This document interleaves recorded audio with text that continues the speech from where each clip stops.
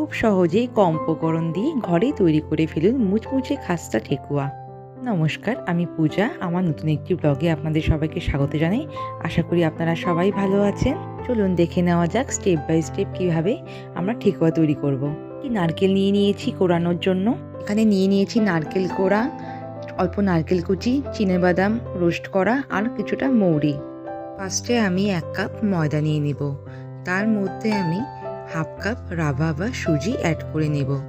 যে পাত্রের মধ্যে ময়দা ও সুজিগুলি মিক্সড করবেন একটু বড় পাত্র নেওয়ার চেষ্টা করবেন। আমি যে রেশিওতে ময়দা ও সুজি নিলাম সেই অনুযায়ী আমি 1/4 কাপ গুড় বা জ্যাগেরি নিয়ে নিব। গুড়ের পরিবর্তে 1/4 কাপ চিনির গুঁড়ো ব্যবহার করতে পারবেন। এবার নারকেল কোড়াটা অ্যাড করে দেব। এবার সব উপকরণগুলি দেওয়া হয়ে গেলে ভালো করে মিক্সড করে নেব। এবার একে একে মৌরি, রোস্ট করে রাখা চিনেবাদাম ও নারকেল কুচিগুলি দিয়ে দেব। এই নারকেল কুচিগুলি মুখে পড়লে খেতে খুব ভালো লাগে। আপনারা চাইলে এর মধ্যে কিশমিশ, টুটি ফুটি বা আপনার যেটা পছন্দ আপনি সেটাও অ্যাড করতে পারেন। এবার সব উপকরণগুলিকে একসাথে ভালো করে মেখে নেব। এবার উপকরণগুলির মধ্যে আমি 1/4 কাপ চিনি অ্যাড করে নেব আর ভালো করে মেখে নেব। চিনির দানাগুলো কিন্তু আস্তই থাকবে, এর জন্য ঠেকুয়ার রং যেমন সুন্দর হয় তেমন খেতেও খুব ভালো লাগে। নারকেল কোড়া করার সময় কিছুটা নারকেল আমি আলাদা করে রেখে স্লাইস করে কুচি করে নিয়েছিলাম। ভালো করে মাখা হয়ে গেলে আমি এর মধ্যে 2 টেবিল স্পুন ঘি অ্যাড করে নেব। ঘিটা একবারে দেব না, দুবারে আমি অল্প অল্প করে দেব। বাদামগুলো আর নারকেলগুলো কিন্তু মুখে পড়লে খেতে খুব ভালো লাগে।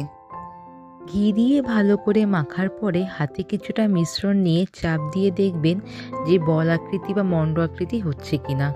যদি হয় তাহলে ভাববেন যে ভালো করে ময়াম করা হয়েছে। এবার অল্প অল্প জল অ্যাড করে নিয়ে ভালো করে মাখতে হবে। জল কিন্তু বেশি দিলেও চলবে না, আবার কম দিলেও চলবে না। কম দিলে শক্ত হয়ে যাবে, আর বেশি দিলে একদম নরম হয়ে যাবে। জলটা অল্প বুঝে দিবেন যাতে খুব শক্ত না হয়, খুব যাতে নরমও না হয়। আটা যেভাবে মাখে ঠিক সেভাবেই মাখবেন, দেখবেন একটি বড় ডোয়ের মতন হয়ে গেছে। এবার আমি ডোটিকে 5 মিনিটের জন্য রেস্টে রেখে দেব।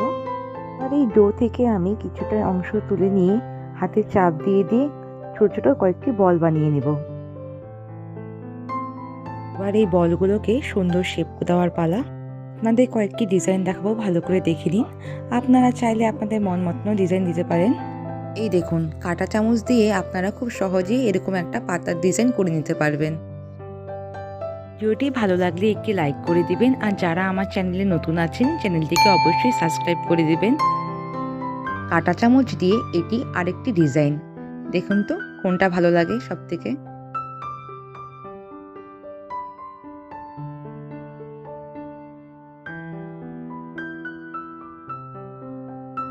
ঝাঁঝরির পেছনটা দিয়ে খুব সুন্দর 2 রকমের ডিজাইন হয়, আপনারা দেখে নিন। আমার কিন্তু এটা বেশ সুন্দর লাগে, এটাতে ছাপটা খুব সুন্দর ওঠে, আর তেলে ভাজার পরও ডিজাইনটা খুব সুন্দর বোঝা যায়। এই যে ঝাঁঝরি দিয়ে করা আরেকটি ডিজাইন, অনেকটা গুড ডে বিস্কুটের মতন। এবার আপনাদেরকে কিছু সহজ ডিজাইন দেখাবো।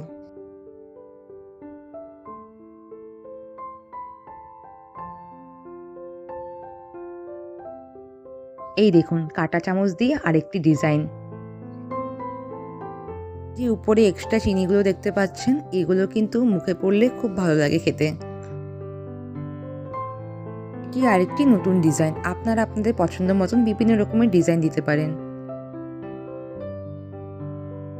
তেল গরম হয়ে এসেছে, আমি তেলটা আগেই বসিয়ে রেখেছিলাম কড়াইতে। এবার একে একে কড়াইয়ের মধ্যে ঠেকুয়াগুলিকে ছেড়ে দেব। এই ঠেকুয়াগুলি কিন্তু লো স্টিমে হাতে সময় নিয়ে ধীরে ধীরে ভাজতে হবে, না হলে উপরটা পুড়ে যাবে আর ভিতরটা কাঁচাই থেকে যাবে। এক পিঠ মোটামুটি ভাজা হয়ে আসলে সব ঠেকুয়াগুলিকে উল্টে দেব। এইভাবে সবগুলো উল্টে পাল্টে ভেজে নিতে হবে। 2 পিঠ ব্রাউন হয়ে আসলে এগুলোকে আস্তে আস্তে নামিয়ে নিতে হবে। এই দেখুন, আমাদের সব ঠেকুয়াগুলো ভাজা হয়ে গেছে। আপনারা অবশ্যই ঘরে একবার ট্রাই করে দেখবেন কেমন লাগে। বাইরটা একদম মুচমুচে আর ভেতরটা একদম সফট। আমি যে পরিমাণগুলো আপনাকে দেখালাম তা থেকে আমাদের 25টার মতন ঠেকুয়া হয়েছে। মুচমুচে খাস্তা ঠেকুয়া কিন্তু আপনার সন্ধ্যার চাকে একদম জমিয়ে দিবে। ভিডিওটি কেমন লাগলো অবশ্যই কমেন্ট বক্সে জানাবেন, আর ভালো লাগলে একটি লাইক দিয়ে দিবেন। এর মতন এখানেই বিদায়, ভালো থাকবেন, গুড বাই।